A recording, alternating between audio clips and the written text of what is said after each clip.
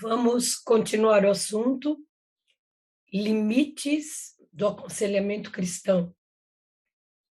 Vimos na outra videoaula da importância do líder espiritual, do aconselhador cristão, da importância do autoconhecimento, aonde ele percebe as suas fraquezas, aquilo que ele precisa estudar mais, ou naquilo que ele é realmente muito bom. Então, a importância do autoconhecimento. Já falamos nisso em aulas e vídeos anteriores, que esse indivíduo, esse ser humano maravilhoso, que é esse líder espiritual, ele tem a vocação. Mas nós estudamos como é importante este líder espiritual ser treinado, preparado e estudar cada vez mais. Então, estudando, ele vai ter esse autoconhecimento e, com isso, ele vai conseguir perceber esse limite. Vimos ali também uma parte muito importante de quando ele percebe que o problema ele é fisiológico, de encaminhar por um especialista. Aqui hoje nós vamos falar sobre o distanciamento saudável. Precisa haver um distanciamento entre o aconselhando e o aconselhador? Então, vamos ver o que o autor deste livro nos traz sobre isso. Por mais que haja a necessidade de empatia e compaixão por parte do conselheiro, é conveniente que haja um distanciamento emocional do conselheiro para o aconselhando. Não se trata de indiferença, mas se trata de um distanciamento emocional saudável que garante que o conselheiro permaneça eficiente e responsável do seu ofício.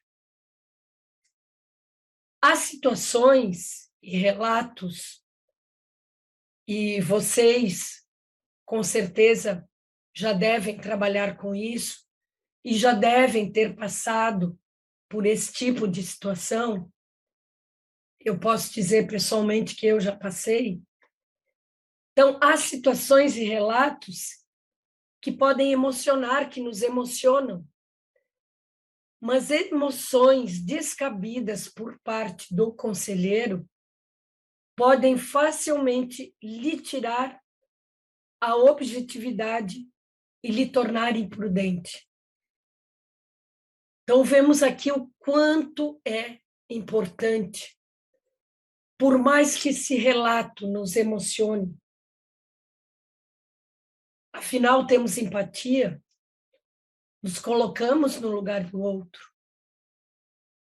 Mas, por mais que esse relato nos emocione, temos que ser objetivos para não nos tornarmos imprudentes.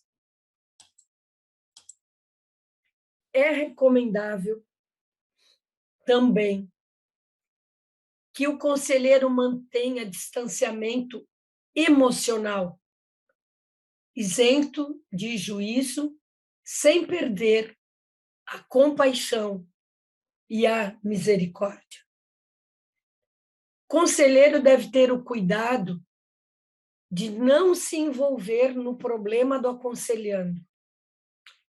Esse tipo de envolvimento pode colocar em risco as relações familiares de ambos. Vocês lembram quando falamos lá sobre o conselheiro? Falamos também que ele tem que ser imparcial. Então, aqui vem a imparcialidade. conselheiro deverá ter o cuidado de não se envolver no problema do aconselhando. Esse tipo de envolvimento pode colocar em risco as relações familiares de ambos. Então, ele tem que ter empatia, escutar o problema, não vivenciar esse problema, não trazer esse problema para ele. Se manter objetivo, manter um distanciamento emocional e não se envolver nesse problema. O toque físico também deve ser evitado, pois ele pode ser mal interpretado, especialmente se uma das partes está numa situação de vulnerabilidade. É necessário, portanto, impor um limite físico entre o conselheiro e o aconselhando.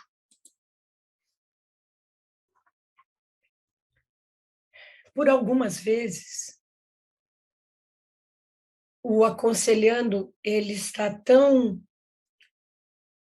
depressivo, ele está tão carente, que às vezes um simples abraço, por isso que se pede ali evitar o toque físico, às vezes um simples abraço do aconselhador para o aconselhando pode gerar uma fantasia. Então, evitemos o contato físico. Escutamos também, por diversas vezes, situações que o aconselhando acaba até se apaixonando pelo aconselhador.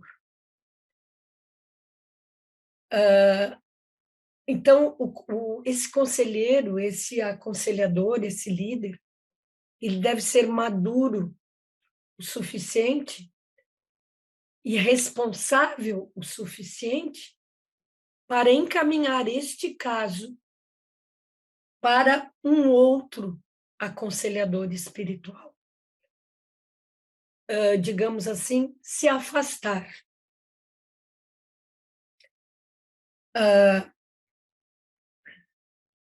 Outra coisa que Fraser nos coloca.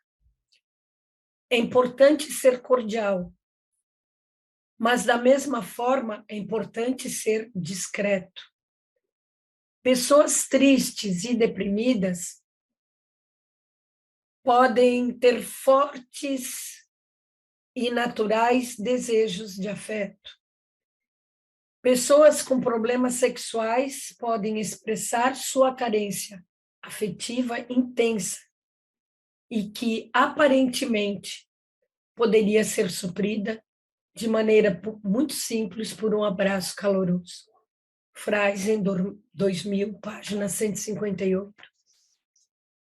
Então, aqui vemos o quanto é importante manter esse distanciamento saudável, distanciamento emocional, não se envolver naquele problema emocionalmente, e um distanciamento físico.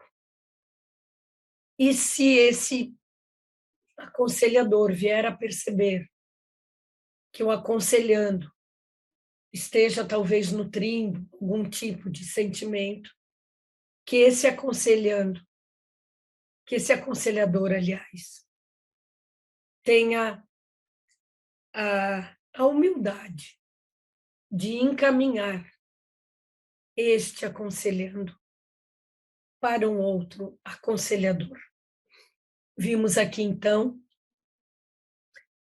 em 2 videoaulas, os limites do aconselhador.